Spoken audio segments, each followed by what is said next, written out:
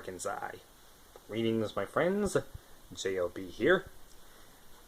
For the first episode of Season 2 of Animation Cinema, we are going to be adventuring our way into the very first Disney film of the 1950s, and the very first animated film of the 1950s, and, in my opinion, the movie that pretty much laid down the foundation for the Disney Princess franchise that would come out years later, the one and only Cinderella. Some of you, if not all of you, are familiar with the Cinderella story. So rather than discuss the story itself, let's talk about Disney's history with Cinderella. You see, it all started way back in the 1920s.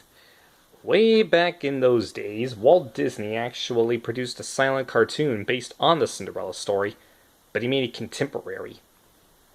What that means is he put a little bit of a modern twist into it, because he used somewhat modern, or modern at the time, music. I believe it might have been either jazz or swing, but I'm not entirely certain. Anyway, 11 years later, in December of 1933, Walt would ultimately remake the Cinderella story as a silly symphony for that series of shorts back in the 1930s. But of course, fast forward about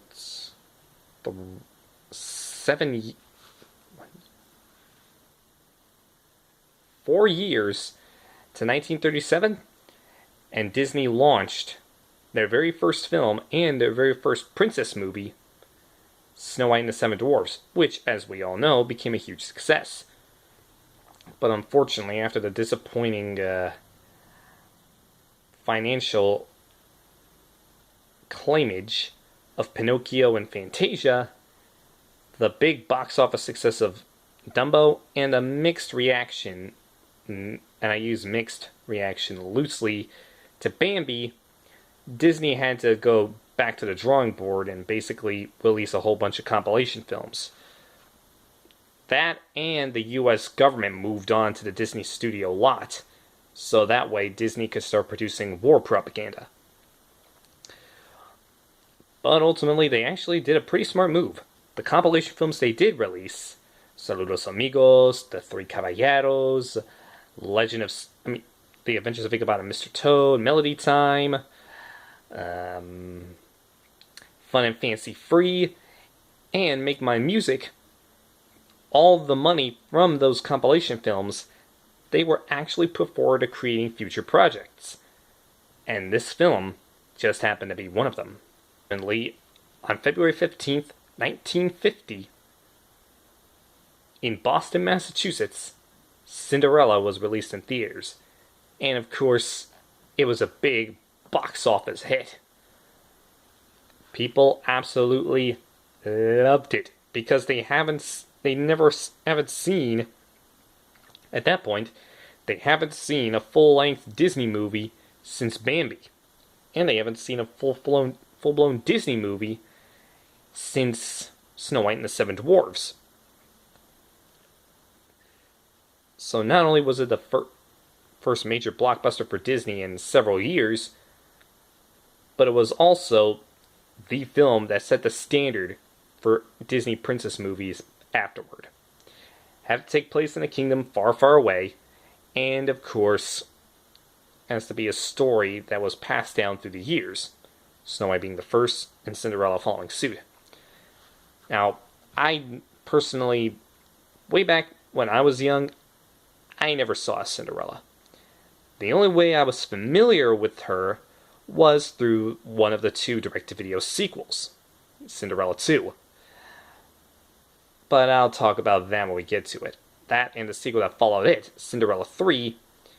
And of course, as I'm sure most of you are aware, Disney actually went and made a live-action adaptation of the story in 2015.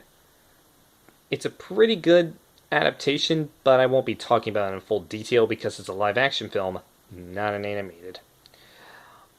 But anyway, I'm going to give Cinderella credit where credit's due. It actually, in my opinion, laid the foundation for the Disney Princess franchise that would come years later.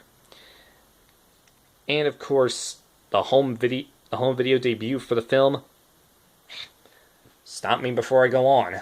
It was unbelievable. People were lining up outside of stores just to get their hands on a VHS copy of Cinderella. So if you happen to have a copy of Cinderella on VHS from way back who knows when, like 1980s, 1990s, I suggest you hang on to it. It might just prove some value. But in all seriousness, thanks for joining me, and stay tuned for more episodes to come on this special season, this special second season, of Animation News, Animation Cinema. With that being said, thanks for watching, and I'll see you all next time. Have a magical day.